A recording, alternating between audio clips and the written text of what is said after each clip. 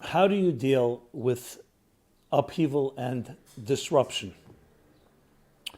I thought appropriate to speak about this because of the patterns emerging, especially lately, of disruptions to our entire world order, both on a personal level and on a collective level.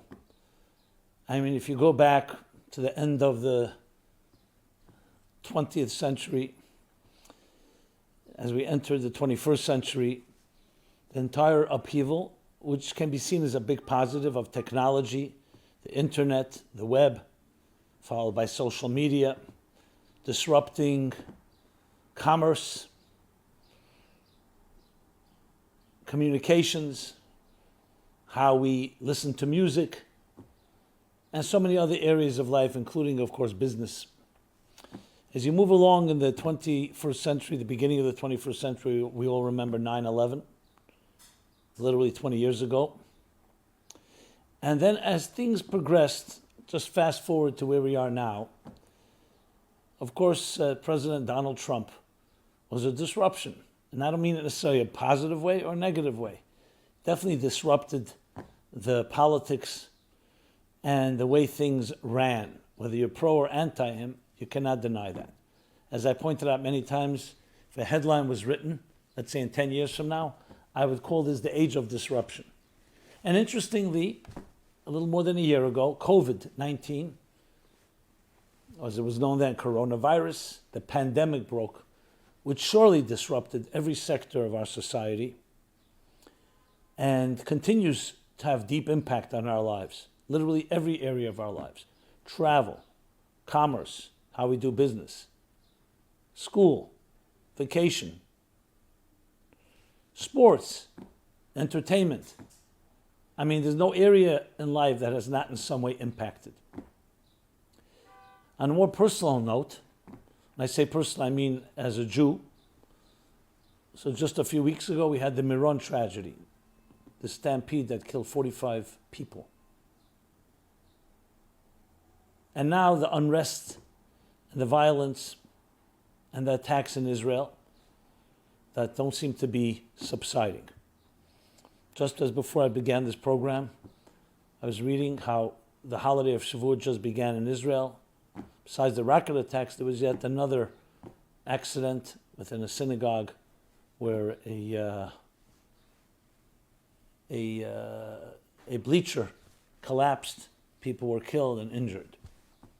And I know this isn't the first time things like this have happened, but when they happen in a certain continuous pattern, you start looking for something going on here. So I thought appropriate to ask ourselves a personal question. How do you deal with disruption and upheaval? When my book was published, Toward a Meaning for Life, the publisher, which was back in 1995, so after 9/11, they asked me to add a chapter and speak about the new events that are happening, the upheavals. So I wrote one about change and upheaval. A 31st chapter was added to Toward a Meaning for Life. And in it, the point I addressed both on a collective and individual level. And I ask you, last time something happened in your life, and I hope all of us are protected, and any upheavals or disruptions should only be for the good. But it's inevitable in life that something's going to shake up your comfort zone. Something's going to pull your security blankets from under you. How do you deal with that? It tells much about a person how they deal under pressure. You know, when things are going well, we don't always know what we're made of. But when there's a challenge, that's when either it brings out the best in you and sometimes, unfortunately, the worst. There's no question here in 2021, follow 2020, despite 2020 being vision, 2020 vision, that we have no vision. And we have full of uncertainties and unknowns that are ahead of us. But if you study the past and you study history and you study human psychology, times like this, when things get disrupted on any particular level, it's actually like the shedding of a layer of skin to assume a new layer. It can serve as a new paradigm shift, a new world order. Now, this is not justifying or in any way minimizing pain and suffering. not on an individual level, not on a collective level. When people die, when people are killed, or in any fashion, any type of disruption that is disturbing, as I've always pointed out, that's not something you can easily just explain, and I don't try to explain it. There's some things that are the mysteries of life and death and the mysteries of existence that we cannot really fathom. But what a healthy person does do is ask, what am I going to do about it? Maimonides puts it very powerfully. He says that when a catastrophe strikes an individual or a community, it would be cruel and insensitive to see it as an accident. Instead, we need to see it as a wake-up call, as an opportunity to be more introspective, soul search. Not blame others, not point fingers, but look inside ourselves. My friends, I have no doubt that we're going through a paradigm shift. Yes, it could overwhelm, demoralize, and debilitate some of us, but it could also be a catalyst for tremendous growth, especially as we anticipate and prepare ourselves for a better future. So while we grieve and while we cry over any type of sad event, at the same time, we dig deeper and we discover those deeper resources. We have to do that. First of all, for our own well-being, and second of all, for the event itself. The only way to justify, the only way to redeem any negative experience is understanding it as a metamorphosis. And there's no way true growth can happen, as the Kabbalists and the mystics put it, unless we have some void in between. The way they say it, there's a state of being, it's called yesh. There's another new state of being, a new birth. And in between, there's always going to be an ayin. The word ayin in Hebrew means a void, a vacuum, a transition. Because if it's truly a new world order, if it's truly a new birth, it has to have that vacuum. Because if you don't, then it's just an extension of the old. As they say in healing and recovery, if nothing changes, nothing changes. So for true growth to happen, there's always going to be an uncomfortable place. Because you were comfortable here, and now on a personal level or on a collective level or even on a global level, we need to reach another new place. There has to be a place, a situation where you're not here and not there. So even if it's a gradual transition, there would be a moment where there will be a crack. The egg will crack in order to give birth to a new chick. The seed will deteriorate and erode in the earth before it begins to blossom. A mother will go through birth pains and pregnancy pains to give birth to a new child. And creativity is a child of frustration. It will always be born after frustration, even after times confusion. That's how new things happen. So the way we need to look at things is not at the here and now and the immediate. If you look at it right now, you see the crack. Who needs a crack? Who wants to have a disruption? Who wants an upheaval? But if you step back and think of the bird's eye view, both individually and collectively, then 1 second, there's a narrative unfolding here. Hold up. Be humble. And yes, humility also includes we don't understand exactly where it's going, but we see something changing. Something is changing before our eyes, and we can either fight it, ignore it, or be a victim to it. Or, and to me that's the only option, or we can be proactive and partners in this unfolding drama of our own lives and the life of the world. How do you see disruption and upheaval? We're all uncomfortable. That is a given. But can you look with those eyes? Now, of course, when we're in the throes of true pain or anxiety or any other form of emotional, powerful emotions, it's very difficult to step back and look at a picture. That's why we have minds. The mind is meant to give perspective. If you go purely with emotional feelings, then it's always going to be a state of confusion. Just like when you look at a seed. As it's eroding, you think, okay, it's dying.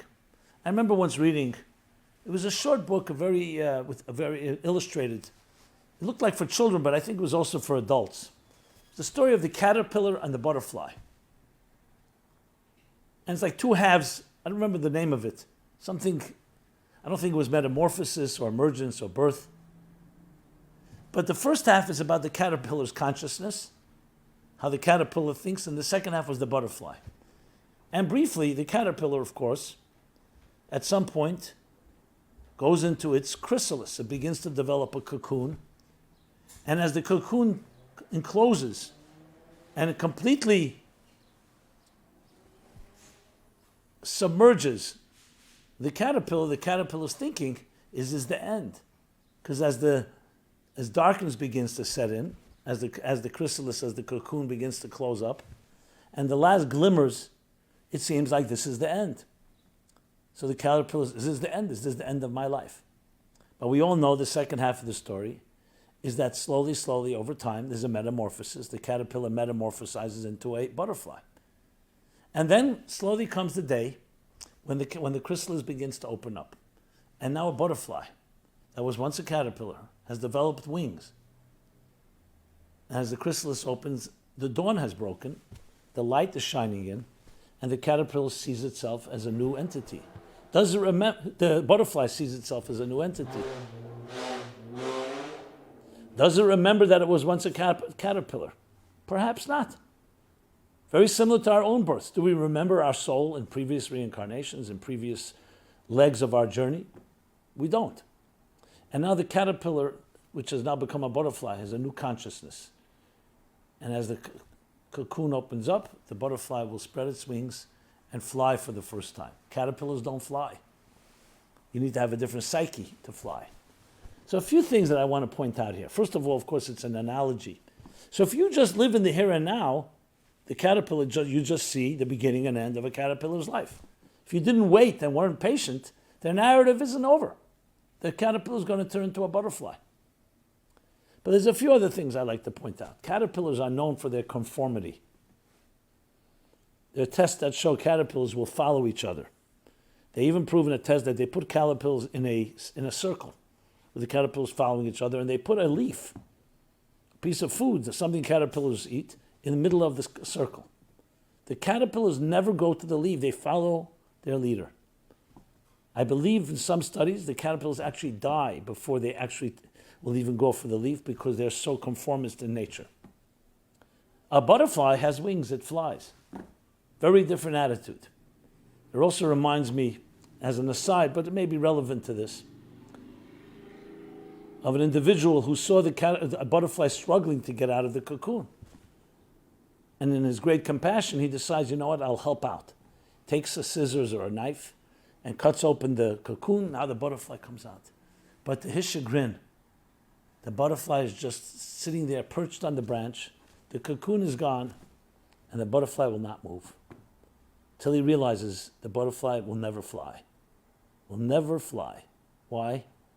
Because part of the butterfly developing the ability to fly, the aerodynamics in its wings, it requires a certain amount of liquid. And that liquid is pressured into the wings. You know how? When the butterfly is struggling to get out of the cocoon. He, in his compassion and nearsightedness, decided to help the butterfly not have that pressure. He removed the cocoon so the butterfly didn't have to struggle. That liquid never entered into the wings properly. So the fact that we struggle in life and the fact that there are challenges, if you see it through and understand the bigger picture, it will allow you to become a far greater person. We're living in an age of disruption now, and it's no question that it's leading to a better and a greater world order. But we are critical components in this story because it's our attitudes and our thoughts and our speech and our actions that will make all the difference. There's an expression, I don't know if I coined it or not, but I usually say it in my own name. I don't think I saw it anywhere, but I think it developed from other ideas. If you think what you thought, and you say what you said, and you do what you did, what will you have? You'll have what you had. Simple equation, nothing brilliant about it. People expect change, but they don't expect to do anything to cause that change. Nothing changes, nothing changes. What do they say? Insanity is doing the same thing and expecting different results. We have the opportunity not to wait for something from outside to disrupt us. We should disrupt ourselves. Healthy disruption. Being a healthy disruptor. but not allowing yourself to get comfortable with your status quo. Now, yes, we have now events in the world happening that are disrupting us against our will. But the wise one, as the Talmud says, who is the wise one? The one that sees the birthing. They don't look at the media, they look at the bigger picture. What is this birthing into? Does actually deliberate things to help this disruption along in a healthy way. To challenge yourself, to not get stuck in a comfortable place, to look at new ways to do things, new solutions. It forces you to find something that you wouldn't have looked at before because you were comfortable. I would love to hear what you think about disruptions and upheavals, besides, of course, the discomfort, and how you see it, and how you deal with it. It indeed can be a force, not can be, it is always the force that will make you the greatest person you can be.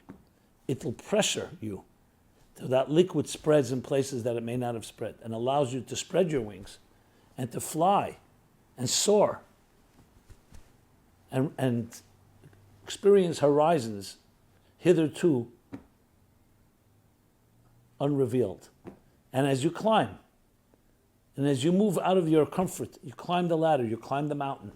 So every step higher is a little less comfortable because you're more comfortable down below, but at the same time also opens up new vistas, new panoramas. This is where we are right now.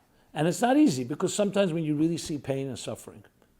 I had a call this past week, someone, family member who lost, unfortunately, someone in the Meron tragedy, and they just can't come to themselves. They're dealing with a mother who I also spoke to, lost a child, have nothing to live for. You have no words, I have no words what to say in such a circumstance. All you can do is just be there as a pillar of strength and say, we will come through this. Absolutely validate and allow the grief to manifest. The only way out is through. But at the same time, learn to grow from it. Share an inspirational story of someone else that may have been, not because you compare tragedies, that's the worst thing you can do. But always know, no, the story is not over. As one person who lost a husband at a young age once wrote to me, at the end, all will be good. If it's not good, it means it's not the end. I mean, the strength of character, the composure, to be able to feel that way, to be able to live that way is not easy. It's easy to pontificate about it when it's not connected to you personally. But I'm speaking here in a way that's empathizing and trying to relate to the experience. And yet we still look for the bigger picture. We actually have no other alternative. The other alternative would be terrible, would be that it's a dead end. There'd be no light at the end of the tunnel. Or as the cynics like to say, the light at the end of the tunnel is the lights of an oncoming train. But there is an end to the light of the tunnel because the story of life is not a static one. We're in flux. Everything about life is movement. The seasons change. From summer we go to autumn, from autumn to winter, and from winter to spring, and spring again to summer. Everything about us is in a state of flux, a state of mobility.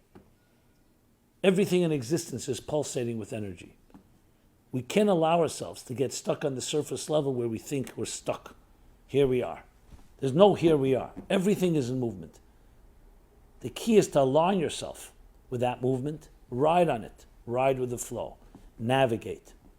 And indeed, the disruptions we're witnessing now,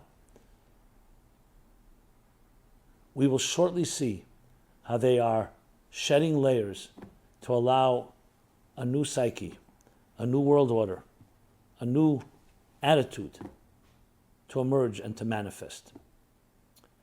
May everybody be blessed to have the least amount of disruption, the least amount of upheaval, but when it does come, to recognize that it can be a springboard for unbelievable growth. Here in New York tonight, in a few hours, will be the holiday of Shavuot. It's 3,333 years from when that great revelation happened at Sinai. Sinai that brought, without question, the greatest event that brought civilization to this world.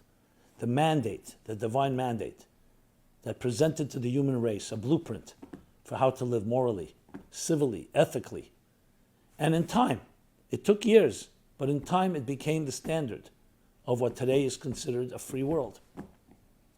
And it continues to grow. 75% of the countries in this world are considered free, giving civil rights,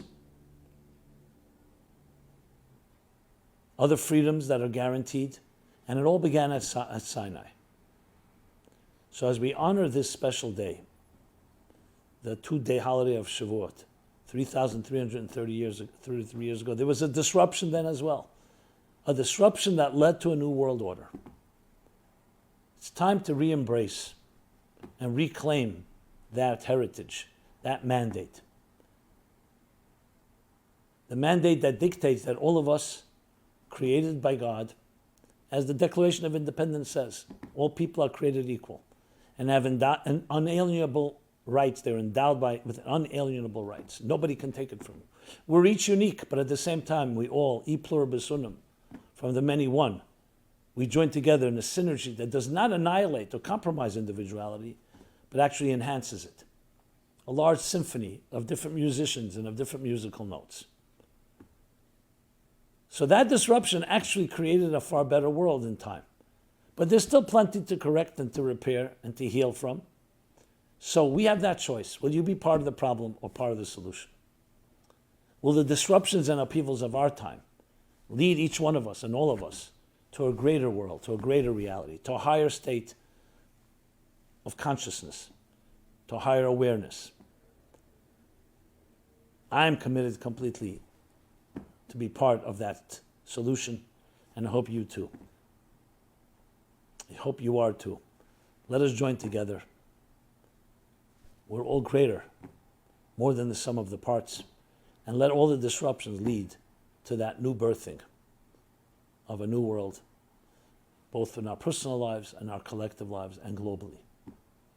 God bless you all. A great holiday, a holiday that fuses spirit and matter in one synergetic, symmetrical, and harmonious whole. This has been Simon Jacobson, Meaningful Live. MeaningfulLife.com is our website. Please check it out. Share, like, ask your questions, submit your suggestions, and let's get the message out there. There's a ripple and butterfly effect that affects the entire world. Butterfly effect. Yes, indeed. Be well and be blessed and be healthy.